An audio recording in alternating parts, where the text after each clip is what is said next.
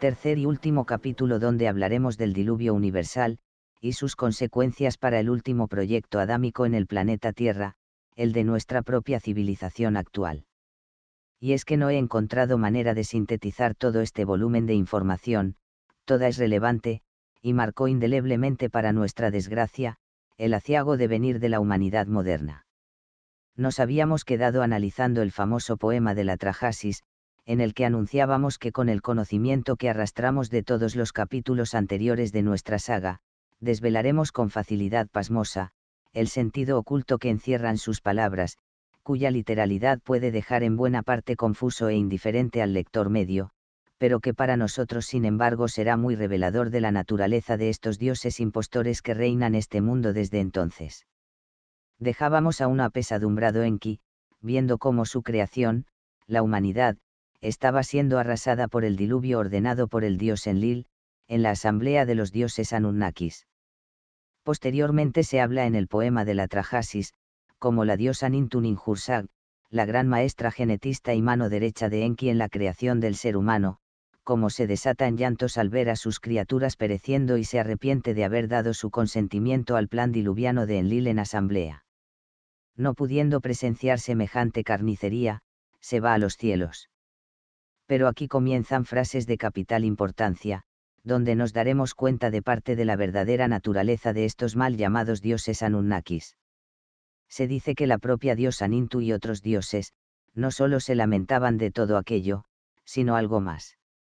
Prestemos atención a estas frases de importancia capital. Y los dioses con ella, se lamentaban por la tierra. Harta de desesperación, la diosa tenía ganas de beber cerveza, allí donde ella estaba llorando, estaban también ellos, los dioses como corderos apretujados alrededor de un abrevadero, con sus labios secos por causa de la angustia, y titubeantes por causa de la inanición. Fijémonos bien qué clase tan miserable de dioses son estos. Sabemos que estos Anunnakis eran poderosos militares y genetistas, con gran capacidad tecnológica, y resulta que pasaron hambre y sed durante el diluvio. Esto aparentemente no tiene sentido, pero en el fondo, lo tiene y mucho. Evidentemente a estos dioses en sus naves, o en los otros planos del bajo astral donde moran, no les falta nunca la comida ni la bebida. Pero fue en ese momento, cuando las razas Anunnaki se dieron cuenta de su mísera condición. Llevaban decenas y decenas de miles de años bajo la influencia arconte, y esto hizo mella en ellos hasta un punto que nunca llegaron a imaginar, representando su auténtica perdición. Estos Anunnakis cayeron en la energía arconte, exacerbando hasta la locura, la cierta capacidad innata reptiliana para nutrirse de la energía ectoplásmica de seres en baja vibración. Alimentándose del miedo, de la sumisión, de la devoción ciega de sus súbditos humanos, de la energía de la sangre de los sacrificios, del fanatismo del verdugo. Toda esa inmundicia energética, fue haciendo mella entre las razas Anunnakis hasta convertirlos en auténticos drogadictos dependientes de estas energías. Es parecido a un consumidor de cocaína que esporádicamente la consume los fines de semana, y que argumenta en su descargo la típica frase, de que yo controlo, y lo puedo dejar cuando quiera. Sin darle importancia empieza a consumir algún día también entre semana, y cuando se da cuenta, ha caído completamente en el abismo de las drogas. Justamente es lo que les ha pasado a estas razas Anunnakis, y explica el calamitoso estado de nuestro mundo, siempre plagado de guerras, fanatismos y odios. Simplemente siembran esto entre nosotros porque es su comida, como puede un agricultor sembrar el maíz y el trigo. Cuando dice que la diosa Nintu y los otros dioses tenían sed de cerveza, se estaban refiriendo no a sed física, sino a sed de la energía de las libaciones, que son las bebidas ofrecidas en los ritos a los dioses.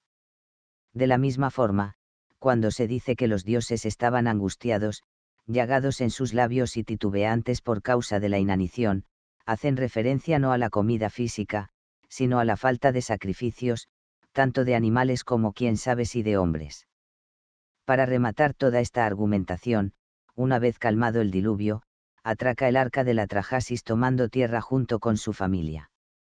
Esto enerva a Enlil, que quería hacer perecer a toda la humanidad en aquel desastre, acusando a Enki de no respetar el juramento.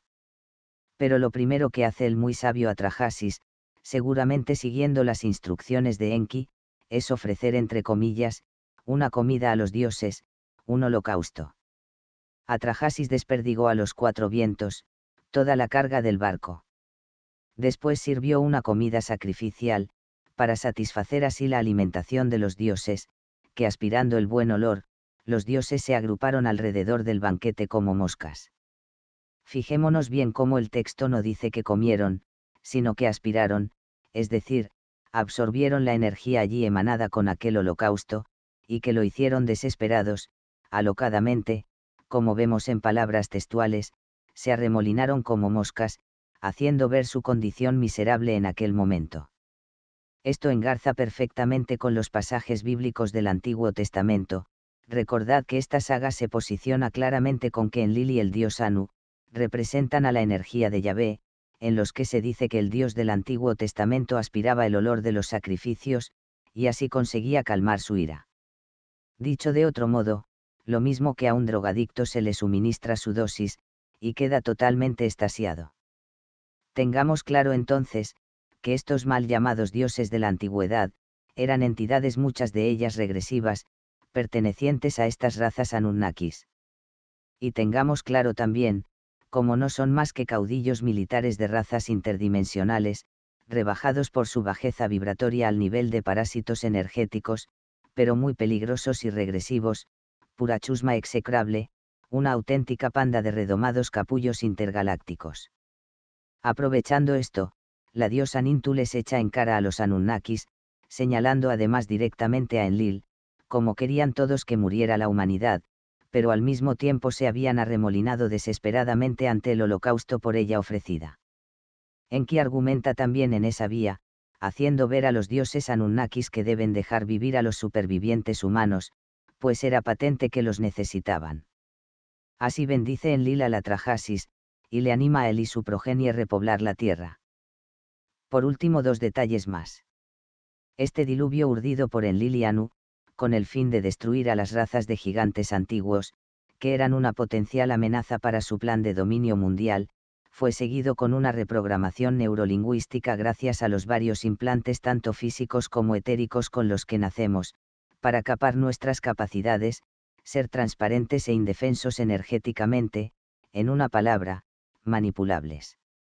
Este y no otro, es el famoso evento de la Torre de Babel, donde se decía que la humanidad quería rivalizar con los dioses, y estos, con el temor de que la humanidad así lo consiguiera, confundió su lenguaje. Todo como vemos está contado en las antiguas escrituras de forma simbólica y temporalmente desordenada, para una vez más, esconder la verdad y la manipulación que sufrimos a todos los niveles. Otro detalle importante, y del que se habla muy poco en informaciones canalizadas, es una especie de acuerdo, de status quo entre los Anunnakis, la Federación Galáctica y la Confederación de los Planos Ascendidos. Durante años también en sesiones de hipnosis, se relata vagamente esta especie de acuerdo, dando la repetida sensación de que no quiere hablarse de ello, por temor a que nosotros lo malinterpretemos, y que pensemos que finalmente todos, tanto Anunnakis y Federación, se aprovechan de nosotros y confabulan en nuestra contra. Mi interpretación al respecto es la siguiente. Nosotros sufrimos una cuarentena planetaria, pero también los Anunnakis están atrapados en nuestro sistema solar. Hace poco publiqué, si recordáis, un vídeo hablando de los relojes Anunnakis, y cómo podrían ser dispositivos de camuflaje holográfico. No hice mención a un detalle de esa sesión de hipnosis de Javier Sampayo, y es que la entidad reptiliana en un momento dado, comentaba con el terapeuta algo que ya he oído por diversas fuentes a lo largo de los años.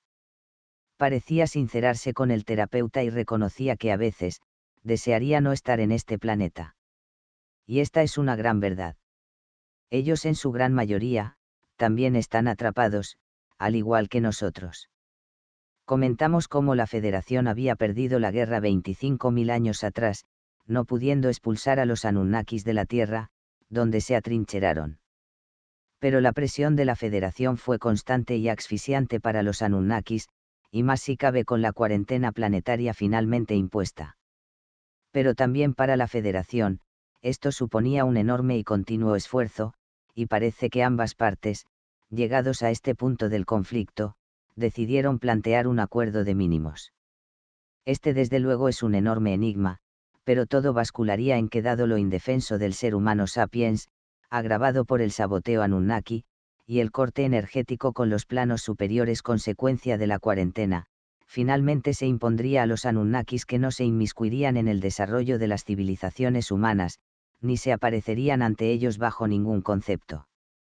A cambio, cesaría el acoso continuo de sus efectivos hacia los Anunnakis, dejando desde entonces solo algunos en misión de vigilancia en el sistema solar. Evidentemente la Federación no era idiota, y sabían perfectamente que los Anunnakis violarían ese acuerdo, dejando claro que dado que estas intromisiones son detectables en el plano energético, la Federación intervendría en los asuntos humanos en la misma intensidad que los hicieran las razas Anunnakis. De esta manera se intentaría equilibrar la balanza y permitir una esperanza de escenario de ascensión para la raza humana.